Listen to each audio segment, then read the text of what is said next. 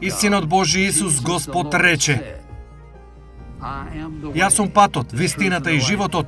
Никој не доаѓа кај Таткото освен преку мене. Затоа одете по целиот свет, поучувајќи и проповедајќи го Евангелието на секоја личност до најкрајните делови на земјата. InTouch, поучувачка служба на доктор Чарлс Стенли. Следно на програмата InTouch, привлечната особина на љубезноста. Дали се гледате себе си како љубезна личност? Размислете малку. Дали сте љубезна личност? Пријателски сте настроени? Дарежливи сте? Трпеливи, опуштени? Имате топло срце? Внимателни сте и забавни за сите. Сега може би мислите: не сум, но би сакал да запознам некој таков. Сакам да размислите за ова. Љубезна личност е онаа која се истакнува од толпата. Може би не онаа која што зборува најмногу, но има нешто во љубезните личности, некоја вродена привлечност едноставно е таму. И кога личноста е љубезна, тоа се гледа не само по лицето, туку нормално во повеќето нејзини постапки. Кога помислувам на тие особини, многу е очигледно дека тоа е Светиот Дух, бидејќи Павле вели во 5 глава од Галатите: плодот на Духот е љубов, радост, мир, трпение. Зборуваме за сите нив. Потоа, љубезност, добрина и нежност се други две особини, но јас ќе ги ставам со љубезност, бидејќи ако вие сте нежни, секако ќе бидете и љубезни. Ако сте добри, ќе бидете и љубезни. Па место да правам посебна порака за сите нив, јас ќе ви зборувам за љубезност, добрина и нежност. Кога ќе помислите на љубезност, што ви паѓа на ум? Дали се сметате себе си за љубезна личност? Може би да, може би не. Но тој исто така вели. Ова е едно од моите омилени стихови за љубезност во 4 глава од Ефесјани, 32 стих вели. Слушајте. Бидете љубезни еден кон друг, милостиви, проштевајќи си еден на друг, како што и Бог во Исус Христос ви прости вам. Бидете љубезни еден кон друг. Потоа Павле вели во Колосјани 3 глава. Облечете милосрдно срце. Тоа значи дека наша е одговорноста како Божји деца да бидеме љубезни. Ние го имаме Светиот Дух кој пребива во нас и е извор на нашата љубезност. Така да, природниот тек во мојот и твојот живот треба да биде кон оние околу нас со љубезност. И сите овие одлики кои ги споменавме, пријателски настроен, дарежлив, трпелив, опуштен, внимателен, срдечен, запрашајте се, дали тие се вистина за мене? Дали вашите деца ве гледаат како љубезни? Вашите супружници, дали ве гледаат како љубезни? Тие би рекле, па многу одлики има љубезноста, но не е една од нив. Тие би рекле, па многу одлики, ама љубезноста не е една од нив. Љубезноста е многу христијанска одлика. Не слушате многу за љубезност, но апостолот Павле вели дека таа е плодот на Духот. Тоа значи кога Светиот Дух е ослободен во мене и тебе, да го исполни она кое Бог имал намера, тој да го исполни, љубезноста ќе биде едно од нив. Ние ќе бидеме внимателни кон другите и нашиот ум ќе биде насочен кон нив. Кога мислам на тоа, помислувам на првата лекција која ја научи во животот за љубезноста и не беше многу добра. Мајка ми требаше да оди во град едно попладне, кога имав веројатно 7-8 години, така нешто. И таа не ми дозволи да одам со неа. Тоа не ми се допадна. И реков нешто. Тоа беше на излегување. Се симна по скалите, а јас бев на тремот. И реков нешто што не беше многу љубезно. Јас бев засрмен од самиот себе кога го реков тоа, бидејќи знаев дека не требаше. Сакав да одам, но таа не ми дозволи. Па еве што направи.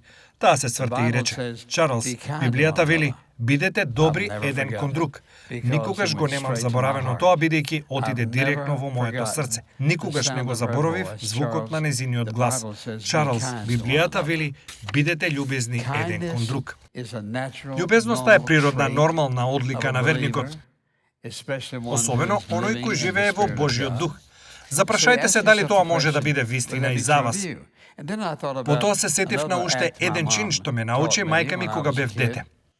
Мајка ми рече, кога си во автобус и жена се качува во автобусот и нема седиште и го даваш твоето место. И јас реков, да го дадам моето место? Таа рече, да.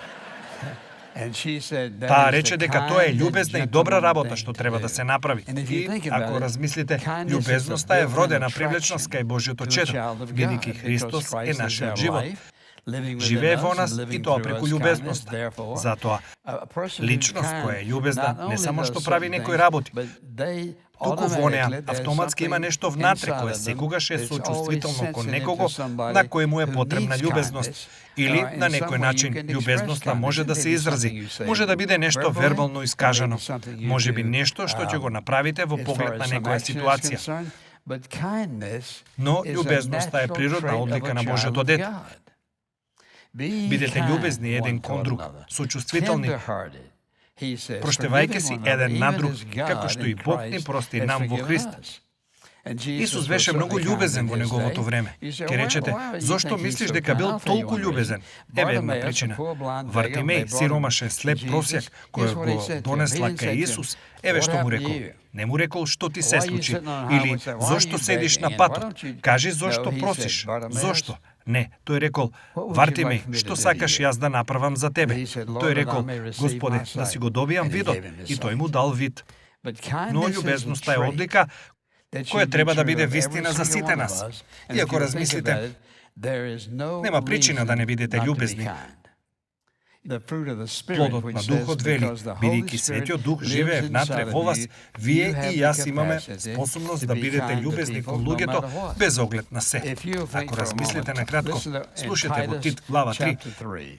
Бидејќи нашето спасение е чин на Божјата љубезност, слушате што вели на почеток од стих 4. Но кога љубезноста од Бог, нашиот Спасител и неговата љубов кон човештвото се појави, тој не спаси.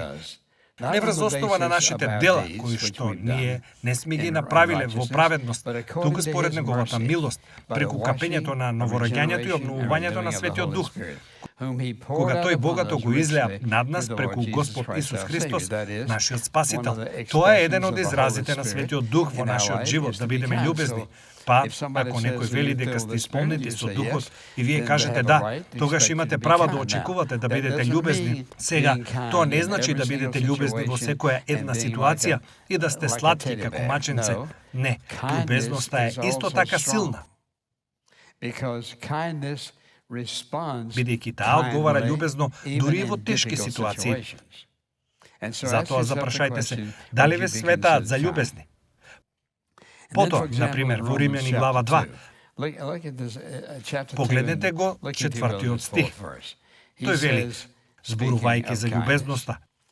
Глава 2, стих 4. Тој вели,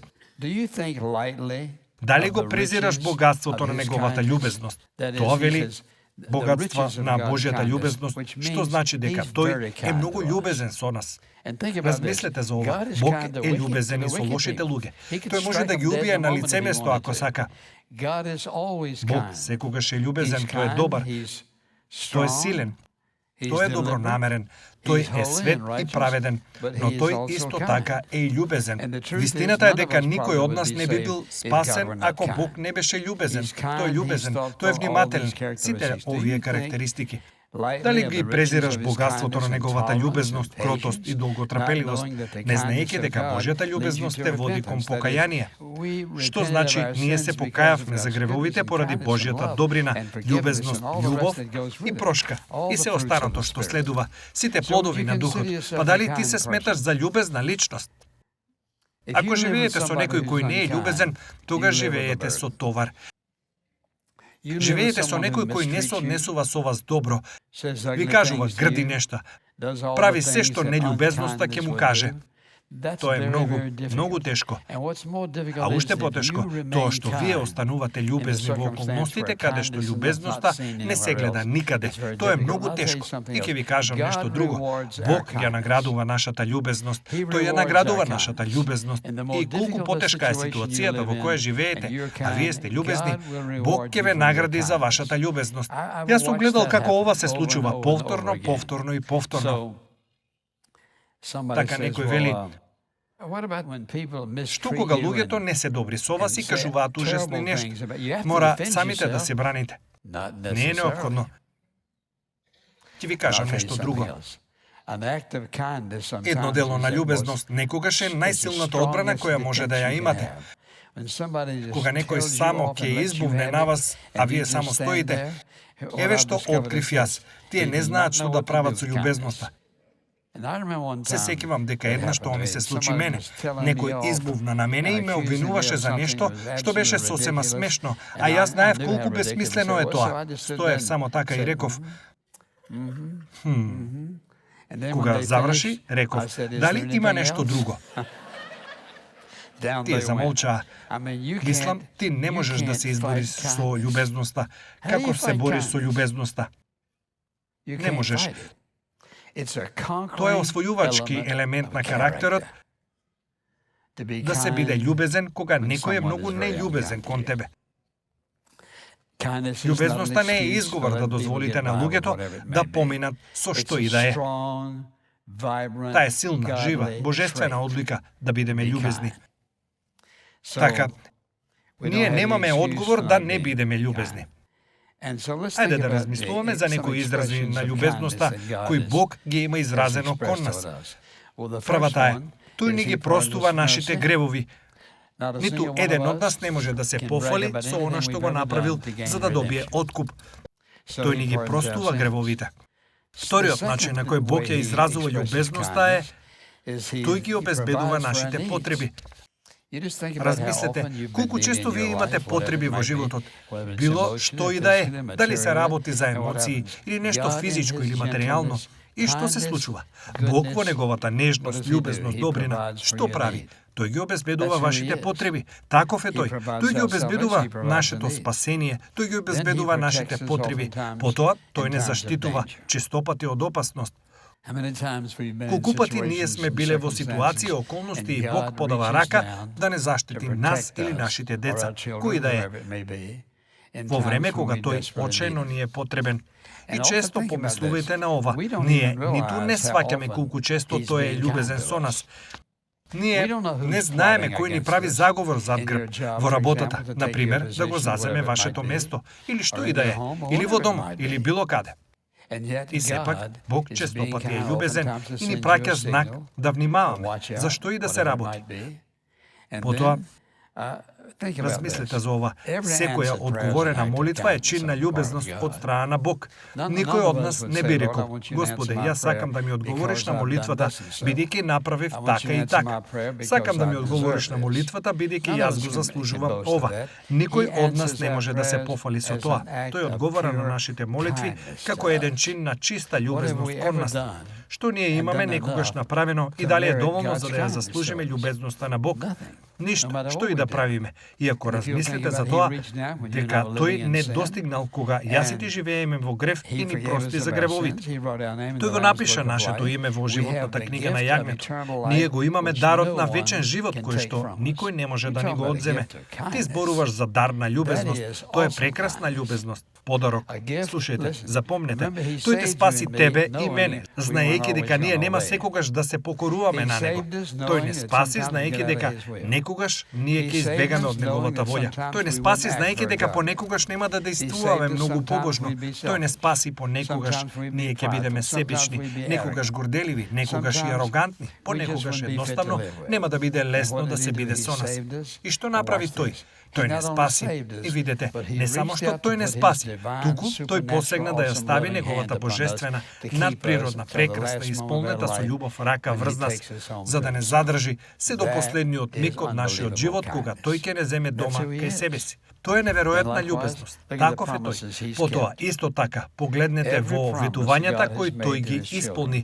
Секое ветување кое Бог им го дал на своите деца, тој ќе го исполни секое од нив. Откако ќе го добиете дарот на вечен живот, тоа е ветување кое тој секогаш ќе го исполни, што и да правите. Но вие ќе ја платите казната за непослушност, иако сте Божјо чедо. Тоа значи кога Бог ќе вети нешто, тој тоа и ќе го исполни. Сега вие можеби сте во ситуација каде мислите, па ако Бог ги одржуваше ветувањата, немаше да дозволи јас да бидам во ова. Можеби сте влегле во нешто против неговата волја. И што прави Бог? Тој ги исполнува ветувањата. Како може Бог да го исполни ветувањето и да ми предизвика ваква болка? Бидејќи тој ветил дека ќе не лиши од љубовта кога ние сме непокорни кон него. Што прави тој? Го одржува неговото ветување. Вие не можете ниту да стигнете до точка во животот каде Бог не го исполнува неговото ветување. Така луѓето минуваат низ многу тешки времиња во животот, честопати, бидејќи не го држеле неговото слово, не го послушале. И што прави тој? Еве што прави. Вие ќе го жнеете она што ќе го посеете, повеќе од посеаното, покасно од сеењето. Велите, па сега што е со ветувањето? Тоа е ветување. Ако сеете прекрасно семе, го сакате тоа, нели? Ако не сте покорни на него, вие не го сакате тоа. Но тоа Бог само си го исполнува ветувањето. Бог е љубезен. Ако Бог не го правеше тоа, јас и ти никогаш немаше да знаеме каде сме со него. Тој е љубезен, без оглед на се. Душата која ќе сгреши и ќе умре. Тоа е прекрасно. Прекрасно предупредување од Бог, но сепак е предупредување. Не е предупредување бидејќи тој не мрази. Тоа е предупредување бидејќи тој не љуби. Тој е љубезен со нас. Тој пред време сака да ни каже што ќе се случи. Ако не се покаеме за нашите греови, никогаш не можете да го обвините Бог дека не е љубезен за нешто. Нема основа. Од време на време некој ќе рече: ако Бог беше љубезен, немаше да дозволи ова да ми се случи во животот. На сите ни се случуваат такви нешта. Но вистина е дека тој го држи неговиот збор. Па ќе ве прашам, дали би сакале Бог ако можев? Дали би сакале да имате Бог кој прави она што тој ќе го каже? Најголем дел од времето понекогаш, но повремено тој не го прави. Дали сакате таков Бог? Не. Ние сакаме Бог кој е апсолутно правичен во секое време, бидејќи тој е вистината. Сега, тоа можеби не е во вашата категорија на љубезност. Сите ние веројатно имаме наша категорија што е љубезност. Потоа имаме и категорија за тоа каква е Божјата љубезност. Тоа секогаш е вистина, но тој секогаш е љубезен. И кога ние се носиме, и кога ние си носиме потешкотија на себе си, тоа е бидејќи не сме го послушале овој голем дарител на љубезност кој го сака најдоброто за нас. Тогаш како тој е лично вклучен во нашиот живот. Размислете за ова. Не само што ве спаси, туку тој го испрати и Светиот Дух лично да биде вклучен во секоја област од вашиот живот. Вие зборувате за дар на љубезност. Слушайте, тој е овде без разлика дали јас и ти сме послушни или не. Тој сака да изрази љубезност. Тој обожава да изразува љубезност. Сега, што мислите дека би се случило ако не го послушате Бог? А сите ние го имаме направено тоа. Не сте го послушале Бог и тој рекол: па никој не е совршен, ние ќе го заборавиме тоа. Знаете ли што може да направи тоа? Ќе ја размрда вашата вера во Бог, бидејќи вие воопшто нема да знаете каде сте точно, ако тој дозволи да поминете со нешто. Но љубезноста вклучува и искреност, вклучува дисциплина, вклучува инструкции, вклучува љубов, вклучува нежност, добрина, вклучува многу нешта. Сето ова е дел од тоа, а потоа се разбира неговото ветување за присуство со нас. Слушајте го ова.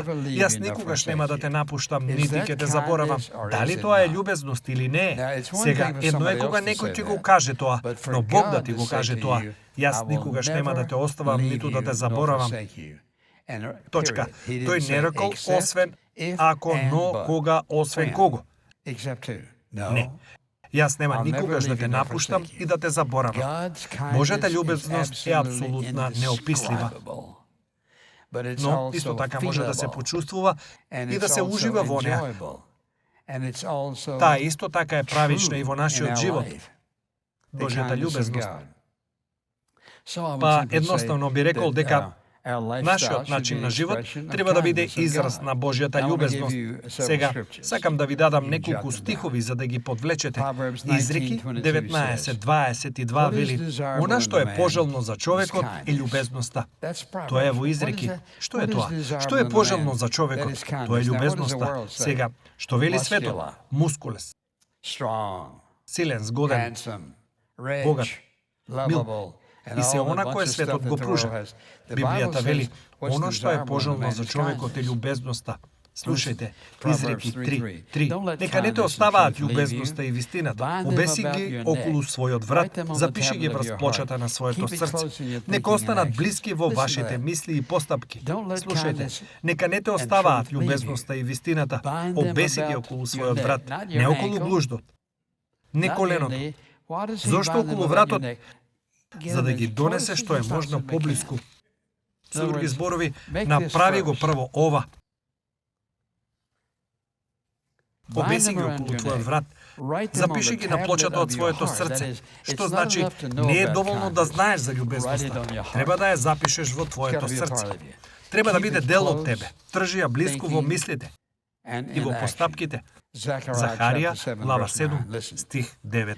Слушајте, практикувајте љубезност и сострадателност едни кон други. Вежбајте. Мило ми е што рекол, правете така, бидејќи понекогаш љубезноста мора да биде практикувана. И понекогаш, можеби ќе ви е тешко со супружникот или децата, или што и да е. И не сте многу љубезни. Седите овде и си мислите, кој му кажал за мене? Никој. Секој поминува низ тие периоди во одреден момент од животот, каде што не е љубезен, веројатно.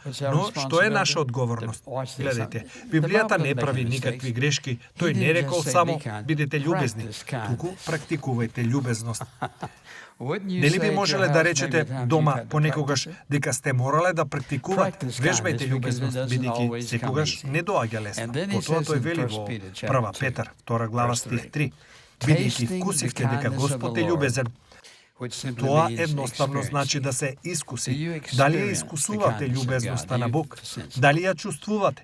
Сега, откако неговите читатели ја вкусија и искусија добрината и милоста на Бог, тој сака многу да разјасни. Јас и ти да разбереме дека таа треба да е дел од нашиот живот. И ако некој посакува некаква особина во животот, јас би ја сместил љубезноста точно, блиску до врвот. Сега, ако вие не сте љубезни, да ви кажам како што треба да чувствувате, многу осудено, многу засрамени од самите себе. Треба да сакате да отидете дома и да му признаете на своето семејство дека не сте добар татко или син, или керка, или мајка како што треба да бидете. И да барате од Бог да ви прости.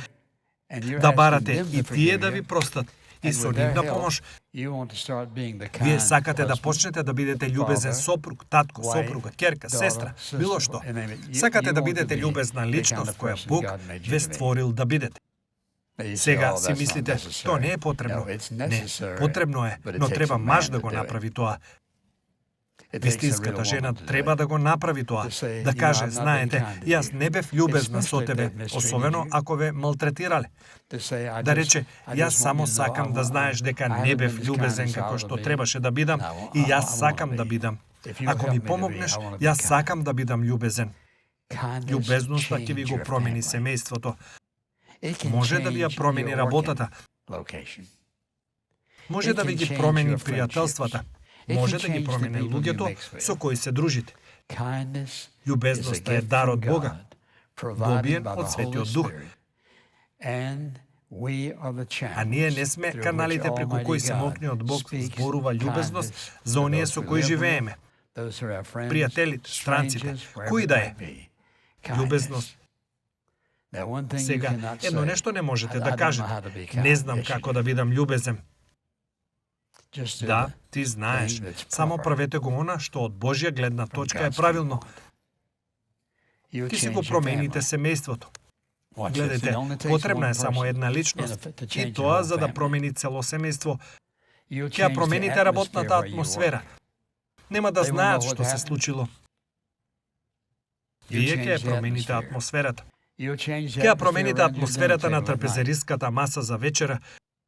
Ќе промените целата ситуација рано наутро, кога сите тргнуваат кон 10 различни места, а вие се обидувате да направите појадок. Љубезноста менува се. Сега, ако никогаш не сте поверувале во Христос како ваш спасител, тоа нема да успее, бидејќи тој го дава дарот на љубезноста на оние кои се негови деца, оние кои му веруваат. Затоа сакам да ве охрабрам да барате од Господ Исус Христос да ви го прости гревот.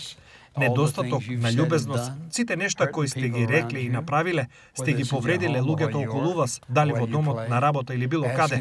Побарајте од Бог така да ви го промени животот, што кога ќе ве погледнат да знаат дека нешто се променило во вас. Вие не сте истата личност, бидејќи Бог сега зрачи љубезност преку вас. Татко, ние те сакаме и те величиме и те благодариме за љубезноста која никогаш не можеме целосно да ја возвратиме. И кога ние гледаме на крстот, го гледаме најмокниот, незаборавен, вечен пример на љубезност, кога ние не го заслужуваме тоа. Ти не сакаш на секој начин. Јас се молам Светиот Дух да зборува на секоја личност присутна овде, на моето срце, сечие срце, да се преиспита. Дали ние навистина сме љубезни во постапките? Дали ние го покажуваме тоа? Татко, испитај ни ги срцата. Дали изразуваме љубезност во тешки ситуации, незгоди, осуди, страдања, одбивања, повредувања, болка? Покажи ни дека го имаме Светиот Дух во нас, кој ќе ни овозможи дури и кога сме уништени од некој друг, да можеме љубезно да им простиме.